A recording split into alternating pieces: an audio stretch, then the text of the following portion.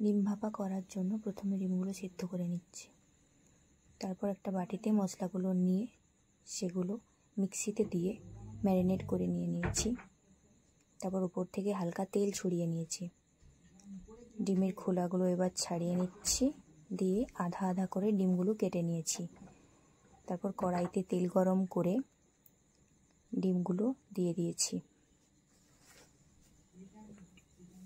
তারপর তার উপর হালকা হলুদ গুঁড়ো ছড়িয়ে লাল লাল করে ভেজে ফেলেছি।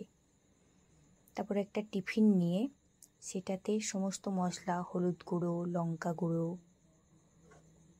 দিয়ে দিয়েছি।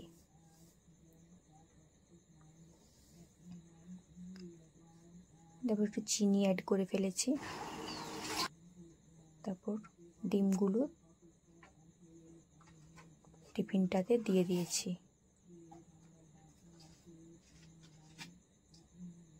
একটা সিদ্ধ করে রাখা ডিম ওটাতে দিয়ে দিয়েছি। তারপর উপর থেকে একটু কাঁচা সর্ষের তেল ছড়িয়ে নিয়েছি, আর চেরা আধা কাঁচা লঙ্কাগুলোও দিয়ে দিয়েছি।